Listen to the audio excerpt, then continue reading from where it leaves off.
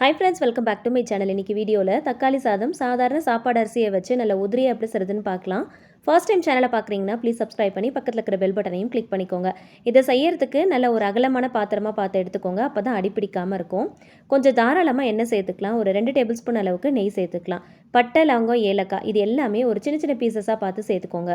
3 பெரிய வெங்காயத்தை நீல வாக்கில் நல்லா தின்னாக ஸ்லைஸ் பண்ணி வச்சுருக்கிறேன், அதையும் இது கூட சேர்த்துக்கலாம். இப்போது இதுக்கு தேவையான அளவுக்கு உப்பும் சேர்த்துக்கலாம். சேர்த்துட்டு நல்லா பொன்னிறம் ஆகிற அளவுக்கு வதக்கிக்கலாம். இது கூட ஒரு 3 பச்சை மிளகாய் சேர்த்துருக்குறேன். உங்களுடைய காரத்துக்கு ஏற்றா போல் சேர்த்துக்கோங்க. எப்பயுமே சாதம்லாம் செய்யும் போது கல்லுப்பு சேர்த்து செஞ்சீங்க அப்படின்னா டேஸ்ட் ரொம்ப நல்லாயிருக்கும். வெங்காயம் நல்லா கிறிஸ்பியாக நல்ல கோல்டன் ப்ரௌன் ஆகிற அளவுக்கு நல்லா வதக்கணும். அப்போ தான் நல்ல ஒரு டேஸ்ட் கிடைக்கும். வெங்காயம் நல்லா வதங்கினதுக்கு அப்புறமா தான் தக்காளி சேர்க்கணும், இஞ்சி பூண்டு பேஸ்ட்லாம் சேர்க்கணும். வெங்காயம் நல்லா வதங்கினதும் ஒரு ஸ்பூன் இஞ்சி பூண்டு பேஸ்ட்டு சேர்த்து அதோடைய பச்சை வாசனை போகிற அளவுக்கு நல்லா வதக்கிக்கலாம்.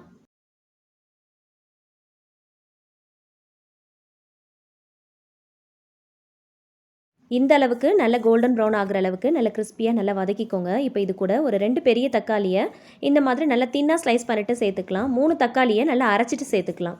தக்காளி எல்லாத்தையும் கட் பண்ணிட்டு சேர்க்குறத விட பாதியை கட் பண்ணிட்டு சேர்த்துக்கோங்க. பாதியை இந்த மாதிரி அரைச்சிட்டு சேர்த்துக்கோங்க. தக்காளி சாதம் நல்ல டேஸ்ட்டாக இருக்கும். தக்காளி புளிப்பு இல்லாமல் நல்ல இனிப்பான தக்காளி பழமாக இருக்கணும், அதுதான் ரொம்ப முக்கியம்.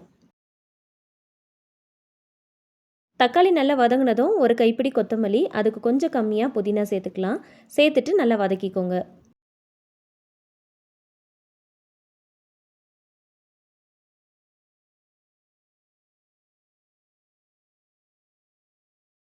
எல்லாமே நல்லா வதங்கினதும் ஒரு 1/2 ஸ்பூன் அளவுக்கு மஞ்சத்தூள் சேர்த்துக்கலாம். இது கூட காஷ்மீரி மிளகாய் தூள் காரத்துக்காகவும் கலருக்காகவும் சேர்த்துருக்குறேன். அது உங்களுடைய காரத்துக்கு ஏற்றா போல் பார்த்து சேர்த்துக்கோங்க. ஆல்ரெடி பச்சை மிளகாய் சேர்த்துருக்குறோம் இல்லையா, ஸோ நீங்கள் எடுக்கிற அந்த குவான்டிட்டிக்கு ஏற்றா போல் நீங்கள் பார்த்து சேர்த்துக்கோங்க. மசாலாவுடைய பச்சை வாசனை போகிற அளவுக்கு எண்ணெயிலேயே நல்லா வதக்கி விடணும். எண்ணெய் நல்லா பிரிஞ்சு வரும்போது தயிர் சேர்த்துக்கலாம்.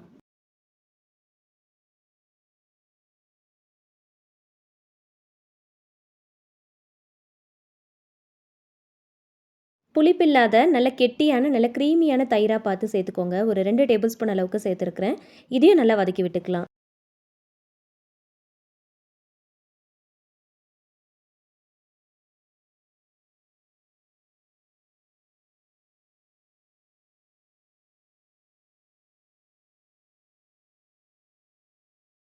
நம்ம சேர்த்துருக்கிற எல்லா பொருளும் நல்லா வதங்கி எண்ணெய் நல்லா பிரிஞ்சு வரும்போது தண்ணி சேர்த்துக்கலாம்.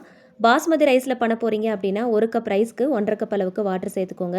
நார்மல் அரிசி எடுக்கிறீங்க அப்படின்னா நீங்கள் எடுக்கிற ரைஸ்க்கு ஏற்றா போல் தண்ணியுடைய அளவை பார்த்து சேர்த்துக்கோங்க. நான் யூஸ் பண்ணுற ரைஸ்க்கு 1 கப் அளவுக்கு அரிசிக்கு 3 கப் அளவுக்கு தண்ணி சேர்த்தோம் அப்படின்னா சரியாக இருக்கும். ஒரு பாதி எலுமிச்சை பழத்தை பிழிஞ்சிட்டு இது கூட சேர்த்துக்கலாம். நீங்கள் சேர்க்குற தக்காளியும் தயிரும் புளிப்பு இல்லாமல் இருந்துச்சுன்னா மட்டும்தான் நீங்கள் எலுமிச்சை பழம் சேர்க்கணும். அப்படி இல்லைன்னா இந்த எலுமிச்சை பழத்தை மட்டும் ஸ்கிப் பண்ணிடுங்க. இப்போ மூடி போட்டு நல்லா கொதிக்க விடுங்க. நல்லா கொதித்து வந்ததுக்கப்புறமா ரைஸ் சேர்த்துக்கலாம்.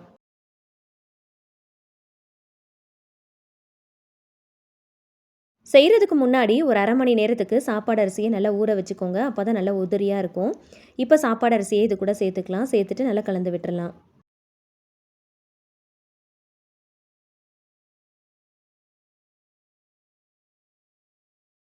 அரிசி சேர்த்ததும் மூடி போட்டு ஒரு 15லேருந்து 20 நிமிஷத்துக்கு சிம் டு மீடியம் ஃப்ளேமில் நல்லா வேக விடுங்க. கரெக்டாக தண்ணி எல்லாமே நல்லா வற்றி வந்ததுக்கு அப்புறமா நம்ம தம் போட போகிறோம். தம் போடுறதுக்கு முன்னாடி லைட்டாக ஒன் டைம் இந்த மாதிரி ரைஸை நல்லா கிளறிட்டு அதுக்கப்புறமா தம் போட்டுக்கலாம்.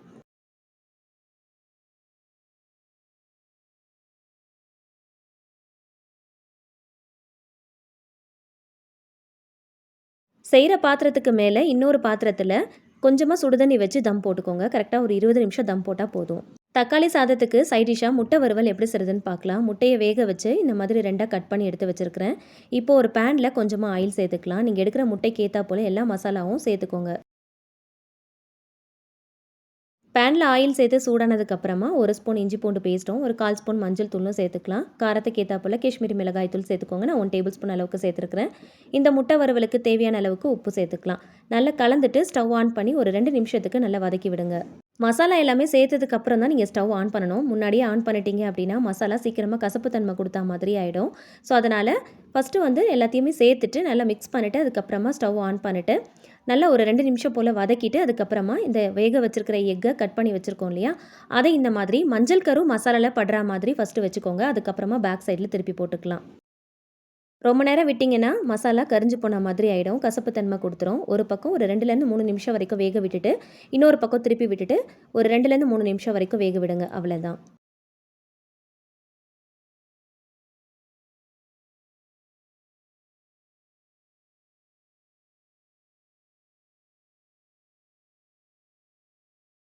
அவ்வளோதான், முட்டை வறுவல் ரொம்ப சூப்பரா ரெடி ஆயிருச்சு. ஸ்டவ் ஆஃப் பண்ணிட்டு சர்வ் பண்ணிக்கலாம். இப்போது 20 நிமிஷம் கழிச்சு ரைஸையும் ஓப்பன் பண்ணி பார்க்கலாம். நல்ல உதிரியா நல்ல சூப்பரா வந்திருக்கு பாருங்க. ப்ரெஷர் குக்கர்லேயும் எப்படி செய்யலாம் அப்படிங்கிறத ஆல்ரெடி வீடியோ போட்டிருக்கேன், செக் பண்ணி பாருங்கள். சாதாரணமாக சாப்பாடு அரிசியை வச்சு பாத்திரத்தில் இந்த மாதிரி நல்லா உதிரியாக செய்கிறதுக்கு இந்த மெத்தடை ஃபாலோ பண்ணிக்கோங்க. சாதாரணமாக சாப்பாடு அரிசியை வச்சு பிரியாணி டேஸ்ட்டில் இந்த மாதிரி தக்காளி சாதம் ஒன் டைம் ட்ரை பண்ணி பாருங்கள். டேஸ்ட் ரொம்ப நல்லாயிருக்கும். இது முட்டை வறுவலோடு சேர்த்து சர்வ் பண்ணும்போது டேஸ்ட் இன்னும் சூப்பராக இருக்கும். ஆனியன் ரைத்தா கூட நீங்கள் வச்சு சர்வ் பண்ணிக்கலாம். மாங்காய் ஊறுகாய், லெமன் ஊறுகாய் கூட வச்சு கூட நீங்கள் சர்வ் பண்ணிக்கலாம். ரொம்ப நல்லாயிருக்கும். ஆல்ரெடி நம்ம சேனலில் நிறைய ரெசிபீஸ்லாம் போஸ்ட் பண்ணியிருக்கோம். டைம் கிடைக்கும் போது செக் பண்ணி பாருங்கள். வீடியோ பிடிச்சா லைக் பண்ணி ஷேர் பண்ணி சேனலை மறக்காமல் சப்ஸ்கிரைப் பண்ணிட்டு தொடர்ந்து சப்போர்ட் பண்ணுங்கள். Thank you so much. கீப் வாட்சிங்.